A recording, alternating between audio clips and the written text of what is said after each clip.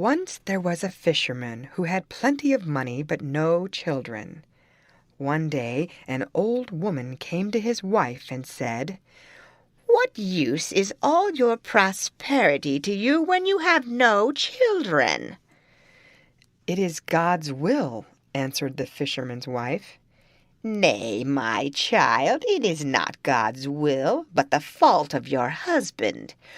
For if he would but catch the little goldfish, you would surely have children. Tonight, when he comes home, tell him he must go back and catch the little fish. He must then cut it in 6 pieces. One of these you must eat, and your husband the second, and soon after you will have 2 children. The 3rd piece you must give to the dog, and she will have 2 puppies. The 4th piece give to the mare, and she will have 2 foals. The 5th piece bury on the right of the house door, and the 6th on the left, and 2 cypress trees will spring up there." When the fisherman came home at evening, his wife told him all that the old woman had advised, and he promised to bring home the little goldfish. Next morning, therefore, he went very early to the water and caught the little fish.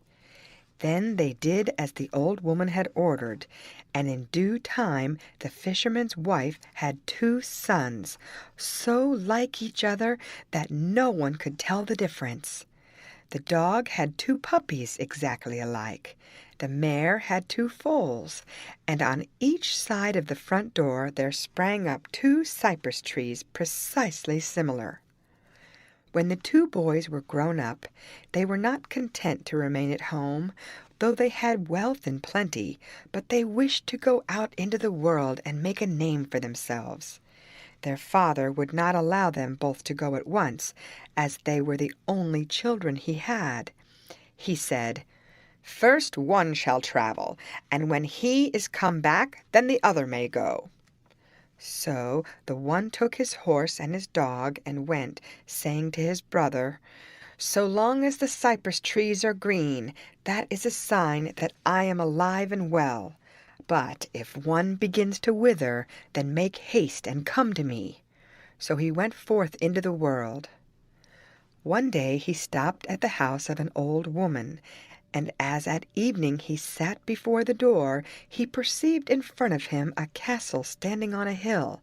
He asked the old woman to whom it belonged, and her answer was, "My son, it is the castle of the fairest in the land." "And I am come here to woo her." "That, my son, many have sought to do, and have lost their lives in the attempt, for she has cut off their heads and stuck them on the post you see standing there." "And the same will she do to me, or else I shall be victor, for tomorrow I go there to court her." Then he took his zither and played upon it so beautifully that no one in all the land had ever heard the like, and the princess herself came to the window to listen. The next morning the fairest in the land sent for the old woman and asked her, "Who is it that lives with you and plays the zither so well?" "It is a stranger, princess, who arrived yesterday evening," answered the old woman. And the princess then commanded that the stranger should be brought to her. When he appeared before the princess, she questioned him about his home and his family, and about this and that, and confessed at length that his zither playing gave her great pleasure, and that she would take him for her husband.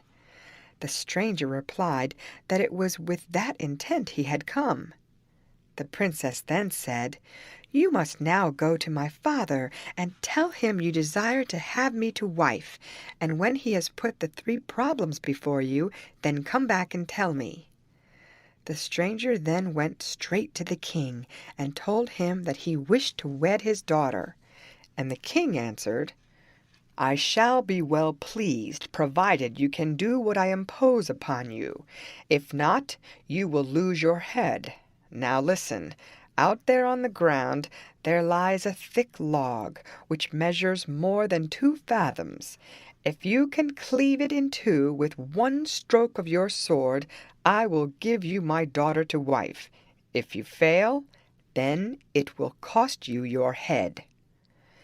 Then the stranger withdrew and returned to the house of the old woman, sore distressed, for he could believe nothing but that next day he must atone to the king with his head. And so full was he of the idea of how to set about cleaving the log that he forgot even his zither. In the evening came the princess to the window to listen to his playing, and behold, all was still. Then she called to him, "Why are you so cast down this evening that you do not play on your zither?" And he told her his trouble. But she laughed at it and called to him, "And you grieve over that?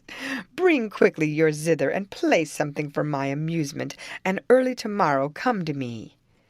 Then the stranger took his zither and played the whole evening for the amusement of the princess. Next morning she took a hair from her locks and gave it to him, saying, "Take this hair and wind it round your sword. Then you will be able to cleave the log in two." Then the stranger went forth, and with one blow cleft the log in two. But the king said, "I will impose another task upon you before you can wed my daughter." "Speak on," said the stranger. "Listen, then," answered the king. "You must mount a horse and ride 3 miles at full gallop, holding in each hand a goblet full of water. If you spill no drop, then I shall give you my daughter to wife. But should you not succeed, then I will take your life." Then the stranger returned to the house of the old woman, and again he was so troubled as to forget his zither. In the evening the princess came to the window as before to listen to the music, but again all was still, and she called to him, "What is the matter that you do not play on your zither?" Then he related all that the king had ordered him to do, and the princess answered, "Do not let yourself be disturbed, only play now, and come to me tomorrow morning." Then next morning he went to her, and she gave him her ring, saying, "Throw this ring into the water, and it will immediately freeze, so that you will not spill any." The stranger did as the princess bade him, and carried the water all the way.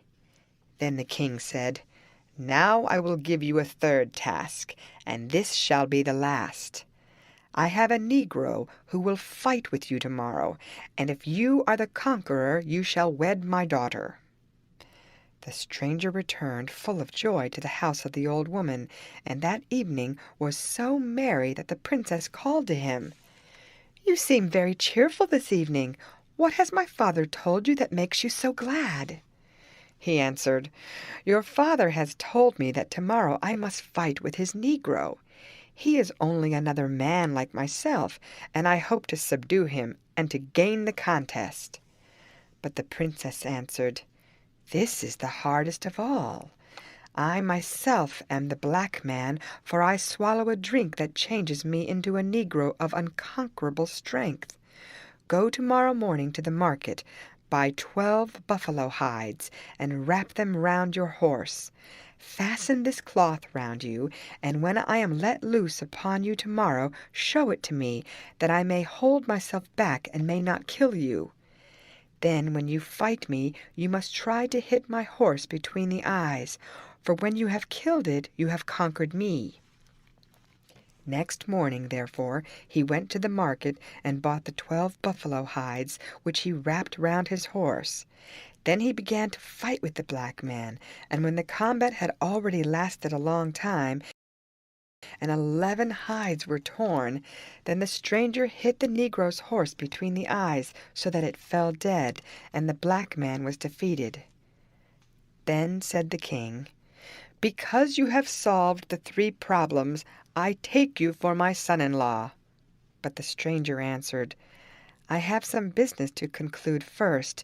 In 14 days I will return and bring the bride home." So he arose and went into another country, where he came to a great town, and alighted at the house of an old woman. When he had had supper, he begged of her some water to drink, but she answered, My son, I have no water. A giant has taken possession of the spring, and only lets us draw from it once a year, when we bring him a maiden.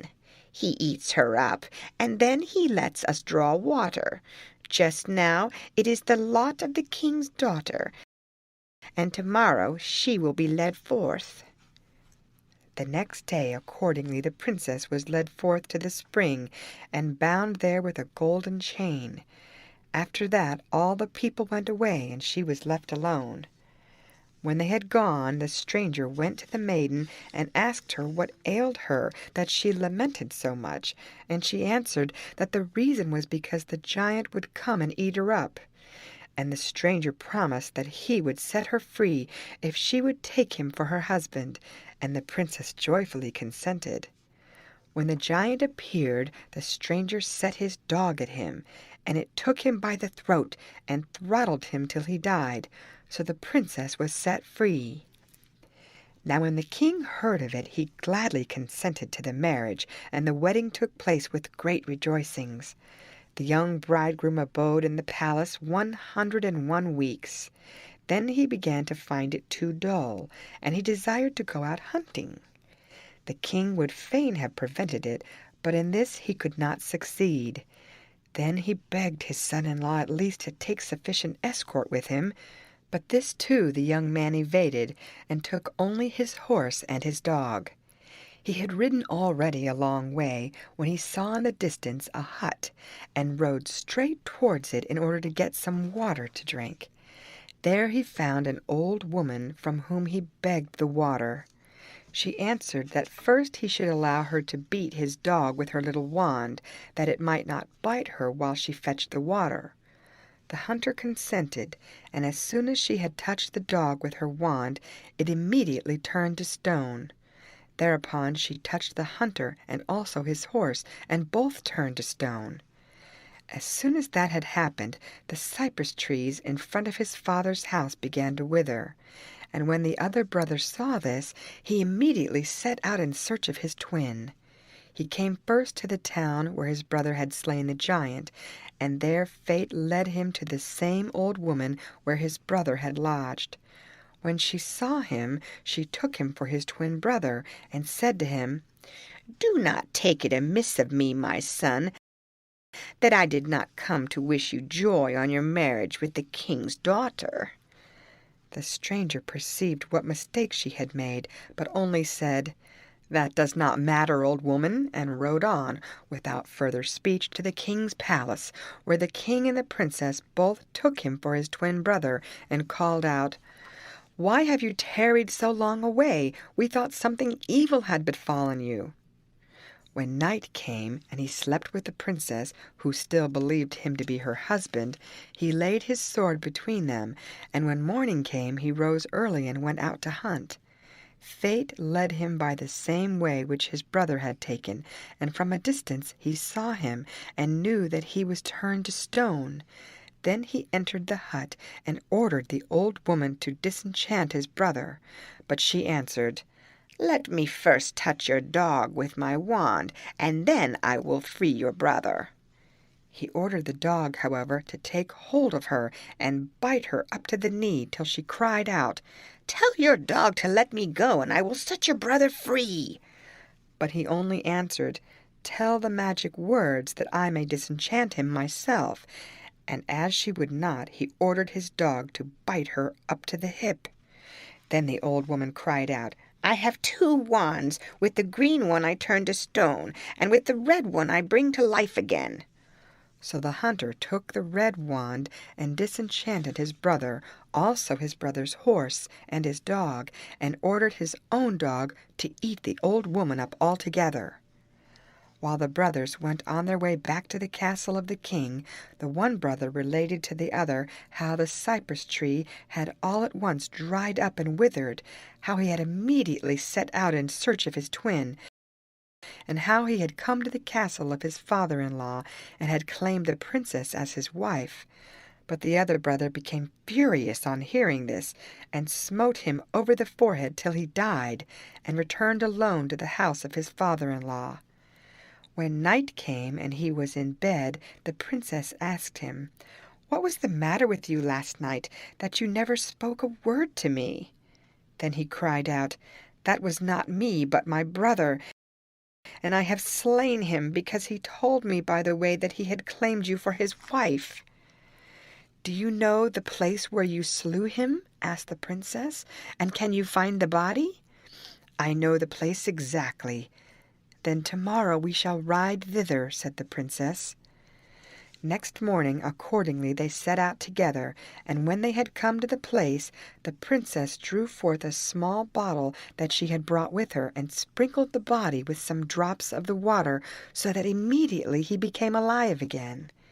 When he stood up, his brothers said to him, "Forgive me, dear brother, that I slew you in my anger."